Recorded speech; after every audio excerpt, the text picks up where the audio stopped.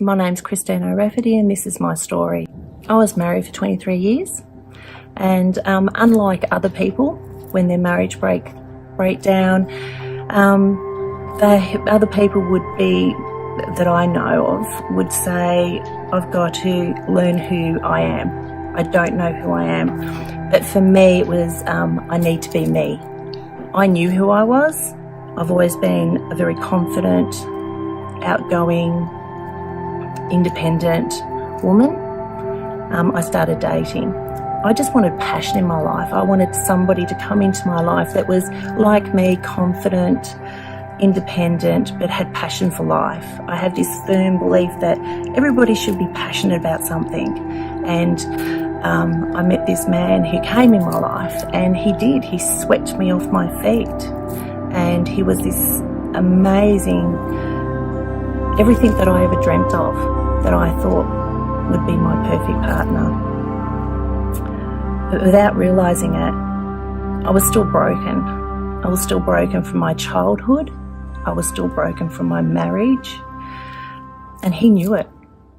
He knew it, because that relationship, as wonderful as he seemed, he ended up being the devil.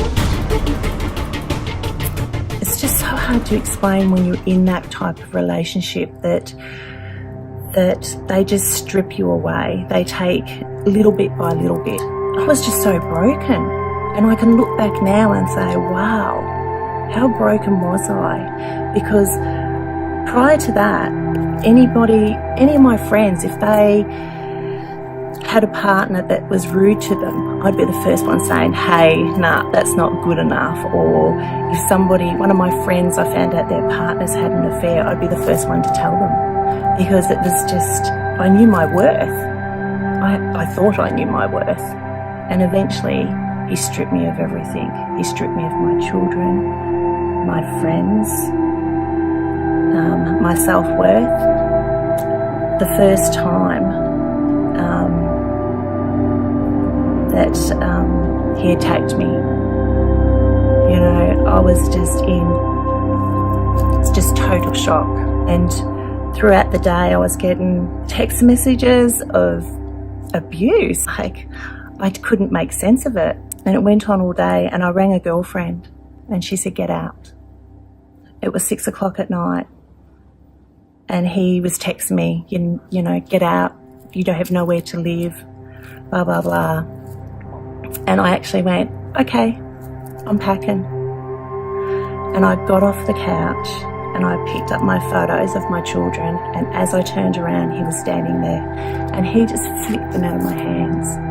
And then all of a sudden he was on top, he had me on the couch and he was on top of me. And he was screaming in my face and calling me everything under the sun. And then he licked me. When I think now, he licked me. And later on I found out the reason why he licked me, because to him that meant I was the lowest of the low. I was a piece of, and I was just in shock. Then all of a sudden I found myself downstairs, and I was downstairs at one end of the room and he was at the front door, and he was just saying, well, you want to leave? Leave. And I went, I'm leaving. And then within seconds my clothes were all off, and he was saying, well, go now.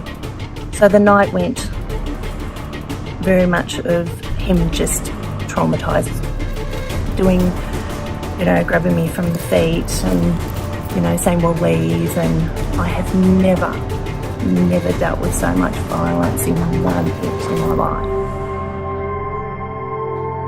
And when he crumbled to the floor and he just begged forgiveness, and that, I forgave. And I learnt very quickly to build a wall. I say to people, I had this wall on my brain. So every time there was an incident, that bad incident went behind the wall. So I could only face the good things. I should have left. That day, I know I should have left, but I didn't. And as much violence as he did to me, there was such a big side of passionate as well, you know. So I forgave him, and we got on with life, and we had good times. But then those incidents got bigger and bigger as well, more explosive. And I won't share with every one of them, obviously, but it was very toxic. I left on numerous occasions under a lot of circumstances, and I would find myself on somebody's couch, and I was a burden, and I was, you know, in a no man's place. And then I'd get these text messages of love, of, I promise you the world, you are my soulmate. I'm the love that you always wanted. So I'd always get back in the car, because that was better than being a burden to somebody. But this final night, I found myself, we were in this pub. The night was going really well. And he looked at me, and I knew straight away. I knew. His face just started changing in front of me. And the first time ever, out of the whole time, I just stopped him. I said, don't you dare. It's your choice. You have a choice here. You have a choice to go where you're thinking of going, or you have a choice to turn this around now. And his face started softening, and I thought, oh, wow, good. That's all I needed to do. No, I was wrong. He grabbed my hand, grabbed my hand and started twisting my fingers under the table, twisting them back, you know, so he could control the environment and control me. And I was devastated. I was like, oh, wow, here we go. And but he was just getting more daring, because it was out in the community. It was, you know, it was happening outside, and I got myself into the toilet. I just had to go to the toilet. I cried and I begged and I screamed. I don't know how nobody heard me scream so much. And I just called out to God, get me out of here. What have I done? You know? And I just released it all. I was there and I was crying, and I still could not understand how nobody came. Nobody knocked on the door. Nobody came. So I was in there for quite a while. I thought, okay, do what I always do, straighten myself up, pat my face, freshen myself up again. Took a deep breath, and out I went. Went back to the table. And then he said, you know, do you want a drink? And I went, yeah, I'd love a drink. Well, if you've got the money, you go and buy it. So I knew the night wasn't over. So anyway, by the end of the night, a 25-minute walk ended up being about a 5-hour, 6-hour walk, because he used to play these cat and mouse games with me. You know, if I got too close, it would be, well, who do you think you are? You know, you got nowhere to live, you're nothing but a whore, and all these things you can imagine. So then I'd back off, and then it'd be like, come on, Scrag, what's taking you so long? And then you'd get close again, and he'd pin you up against a wall. If there was a wall, he'd just grab you from your jacket and pull you up and hold you and get in your face and lick your face, because, as I said earlier. So anyway, this walk took that long. And as we came around the bend, he was walking in front of me, and there was a garden bench, you know, a seat, and I just sat. I just was so exhausted, and I just went, this is it, I'm done. I cannot do this anymore.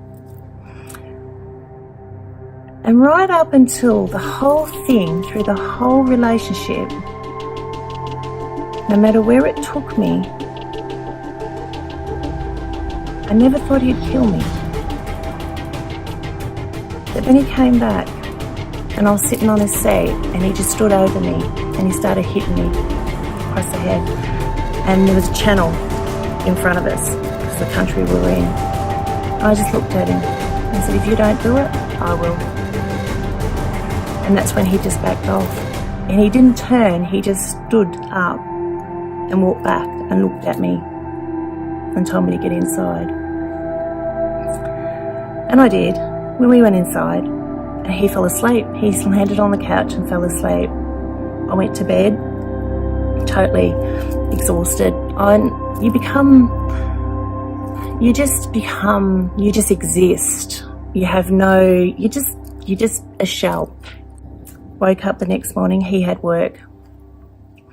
And so I did the normal routine. He got dressed, I got up, kissed him goodbye. He went out, I went to the window. He looked up, when he got to the car, he looked up, I waved, and I waited until he disappeared. Because if I didn't do that routine and I left too early, he'd ring me. And if my earrings touched the phone, who you're texting, who's talking to you. But anyway, he left. I went back to bed. I was exhausted. And I slept for a couple of hours. And when I woke up, God said, get out, go. So I did, and it was really surprising because I thought he would have hidden my passport, and he hadn't, because that was usually the thing. So I grabbed this big suitcase, big red suitcase on wheels. I threw everything that I could throw in, and we had a cupboard that we had money in. And I thought, I'll go and get some money, because I had nothing, because he controlled everything. Instead of grabbing the whole lot like you think you would, when I look back, I still went, oh no, I better leave him some. I better leave him some, because it was just, yeah. And so I grabbed what I thought was significant for myself. And as I opened up the door, I threw the keys back in the house and locked the door. Huge, massive suitcase, shell of a woman, totally broken. I rang the airline that we had travelled with quite a bit, explained to them my situation, which was lovely, and she said, leave it with me. So anyway, they finally rang me back, and she said, you're not going to believe this, but we were going to pay for your flight anyway. But we went back through our records, and she said, we found a credit card. And she said, this is amazing, it never happens, because usually when you book a flight and you give credit card details, they wipe them. It was his credit cards. So they booked the flight to him for me to come back home. Anyway, when I got home, God just, he helped me. He put people in my path at the right time. There was times that I was very weak, and, could I have gone back in other times? Yeah, I probably could have. I fought my way back. It came to a turning point where my mum had died, Christmas Day of all days. And I stood there, and that's when I had that moment with God. And I looked at my mum, and she was so sad. That was the first thing I thought. I thought, you were just so sad. And I just thought, that's it, God. That's it. I am not dancing anymore. I am not going to be that Sunday Christian. I am not going to make deals with you. If you do this for me, and I'll do that for you. And that's when I just went, that's it, enough. My life's yours. I give you my life. Like everything that I've been through my whole life, I want you to use. And I'm prepared for that. I will embrace it, because I know I was not put on this earth just to exist. I know that I have a potential, and just use it. The only thing I asked him for that was, please don't let my children be standing in front of my coffin saying the same thing. Sorry, I wasn't going to cry. And from that day, my life, I thought I was a Christian in my marriage. I thought I was a Christian in my childhood. I wasn't a Christian. I didn't know God like I know him now. Like, he has done amazing things for me, you know, and he confirms everything.